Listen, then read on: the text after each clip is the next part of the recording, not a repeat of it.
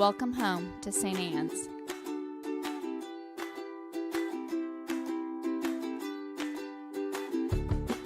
We want you to know that you're welcome to join us at 10 a.m. on Sundays. Please be sure to hit subscribe to receive our sermons. We can't wait to meet you. Just heads up, your priest is a little bit drunker than usual. You guys are a little bit used to that by now.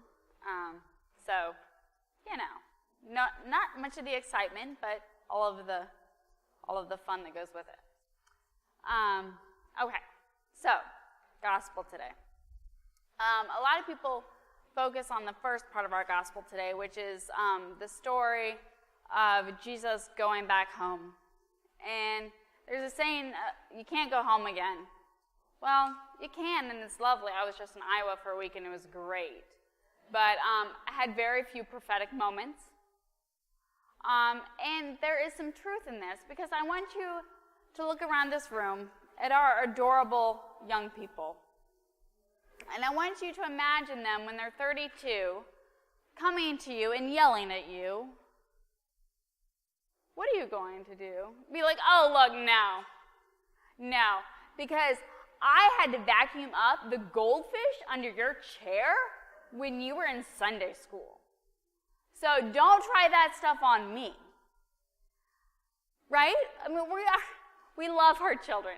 And I will tell you right now that they are some of the most prophetic voices in our churches. But we have trouble listening to them. But we know that in our heart of hearts, don't we? St. Benedict actually had, as part of his rule, that you listen most closely to the voices that are newest among you. And I think there's some very potent truth in that. And it's not so much necessarily age, though you should listen to young clergy. Whole church should listen to young clergy. They don't, mind you. They put us in the back row and say, oh, isn't it nice that we have these young people? Don't talk. No, nobody wants to hear us talk. It's not so much the youth part of it, though I think that is very important, because our youth see things like the fact that my 7-minute sermons turn 13, and you think that they don't remind me all the time of like, Meg, that definitely was not 7 minutes. The youth here, they time me. And if they don't, my spouse does. But they're the new. So the new voices in the midst of us. So newcomers often will see things and notice things that sometimes those of us who have been here a while, we don't see and notice anymore. And those are important voices. And so sometimes it takes that extra effort of making sure that we pay special attention to them. But in our heart of hearts, we know all this, don't we? In our heart of hearts, we know that sermon. And so yes, I think it's important to remind us of all of this. The thing that I think it's more important to remind us of today is the second part of our gospel. The second part of our gospel, where Jesus starts to send out the disciples to do the work of ministry. Now, we know that we're all called to ministry. Here's the catcher. We don't all remember that we're not called to be loved. We are called to love. We are not necessarily called to be loved. That's an important distinction. And I want to say it again. We are called to love. We may not be called to be loved. That's rough, isn't it? And to some degree, this is at the forefront of my mind right now because, I love to be loved. Is there somebody here who's like, not me, I don't like people, I don't want them to like me? Put your hand down if you think that, because I know that's not true. We all seek popularity. We all want to be liked. We all want to be loved, right? That's human nature. And there's nothing wrong with that, because frankly, sometimes we make some good decisions because of that. Sometimes we make some really horrible ones because of that. Reinhold Niebuhr had an excellent point, and he said, individuals have a conscience. Groups don't have a conscience. That's right. So groups can do horrible, awful things. It's mob mentality, right? As a group, we have no conscience. But as an individual, we do. That's a side note, something that's important in the current world in which we live, but it doesn't have much to do with my sermon. I just think it's really important. Man, I am chasing squirrels today, aren't I? It is a squirrel day. Squirrel! Okay, anyway, back to the original sermon. Squirrel. Okay, so we are called to love, but not necessarily to be loved. See, sometimes I have to get myself back on track. That's rough, isn't it? And so it's really important that Jesus points that out to his disciples. What does he say? You're going to go out and you're going to do ministry. And at some point, you're going to walk into a house that doesn't want you there. Are you going to stick around and try and convince them that they want you there? Are you going to fight it out with them and be like, no, I brought Jesus.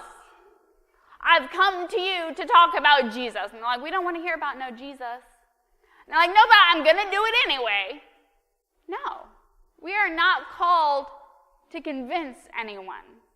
We're not called to argue for the sake of Christ. You shake off the dust from your feet, you move on. Because it's a really big world. And it is a big world that needs a whole lot of love and a whole lot of ministry. And if you think that the best use of your ministry and your love and your time is focused on an area that does not want you there, you are mistaken. Because guess what? Your ministry is needed elsewhere. But one of the most important things that I learned about ministry was in my first church. I learned a lot of stuff in my first church. You might not necessarily realize that, but I was worse then than I am now. One of the things that I learned is that you will spend 90% of your time on 10% of your people. And it's always the negative ones, right? So 90% of your church is happy, they're doing their thing, they're loving ministry, they love Jesus, but there's that 3%, they despise you. They despise your shoes, they despise your hair, and frankly, I despise my hair too, so get in line. But we spend so much time focused on what's wrong, don't we? Trying to fix the people who don't like us and be like, no, I'm wonderful. Let me convince you. And meanwhile, what is happening to the actual ministry that is going on? It's floundering. We're ignoring it because we're so wrapped up in the need to be loved that we're not loving. You want to know where ministry calls us to go? To love, not to be loved. And yet we as individuals are so focused on being loved. And that's fine as long as we're not doing that to the detriment of our actual ministry and our real life, which is to love. So it's important that Jesus points us out to the disciples, and it's important that you and I are reminded again and again and again and again that what we are called to do is to love others, not to worry so much about our own popularity. Guys, I say this to myself too. Guys, we ain't ice cream. Not everyone is going to love us. I mean, ice cream's delicious. You and I, we are not ice cream. Not everyone is going to love us. Not everyone is going to appreciate the greatness that we are in this world. But we are called to do ministry, and our ministry is needed desperately in this world. So we've got to remember, sometimes you got to shake the dust off your feet and stop worrying so much about convincing this group that it's going to be okay. And go on and do the work to which we are called to do. And that's forefront in my mind right now because it's General Convention. Yeah, every 3 years we get together and have like the meeting of meetings, as only a church could possibly do. Guys, we invented bureaucracy. We got the handle on this. In fact, I have heard this, and I believe it's true. The General Convention is the single largest meeting. I'm not exaggerating. Like, they have difficulty finding a place to have it because it's the single largest gathering of humans meeting. And they drag this thing out for like 2 weeks. I mean, the next time you're in a meeting, I want you to think to yourself, it could be 2 weeks long. And you'll be like, thank you, Jesus, it's only an hour and 15 minutes. It could have been 3 minutes, but I'll take it, it's not 2 weeks. But one of the things that is very popular to do at General Convention is to picket us. Because, you know, we crazy Episcopalians and our crazy ideas of loving everybody, God help us. So, and there is a lot of just inside the meeting bickering and fighting and negativity and complaining. And guess where all the news is focused? All the stuff that's coming out of General Convention is the fact that we're getting picketed again by God hates fags again. I would just like to point out that this means that we are still on target. Like, we still got our A game going when they make the efforts to come all the way to Austin in the summer. I mean, you think it's bad here? Think about Austin right now. And people are making that effort to go and picket us. Guys, we still got it. We still got it. But the point is, a lot of the focus right now is on all the stuff that's wrong, on all the detractors, the people who don't like the stuff that's going on in the church. Everything that we're doing is wrong. And that's where all the attention is. But where should our focus actually be? Maybe on the ministry that we are doing, on the ministry that we are called to continue to do. That might actually be where our attention is called to be. And so as this stuff continues to brew, because it does in the national church, and it does in the local church, and it does in your own personal life, remember this. For every one good thing that we hear, we don't listen to that so much.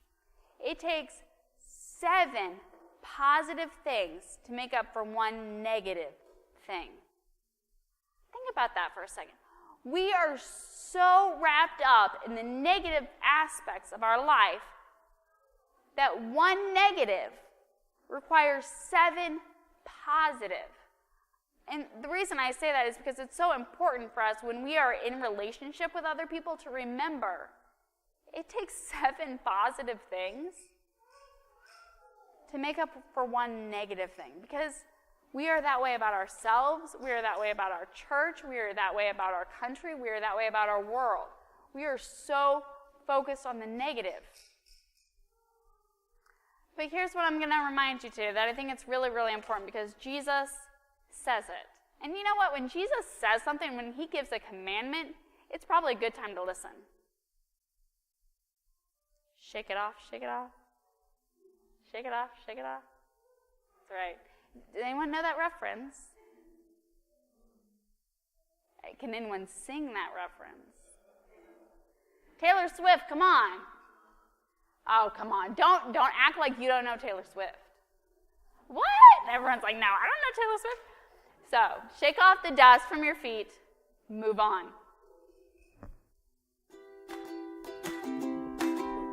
We want you to know that you're welcome to join us at 10 a.m. on Sundays. Please be sure to hit subscribe to receive our sermons. We can't wait to meet you. Think you know, but you don't really know. Let's stand together and say the words of the Nicene Creed.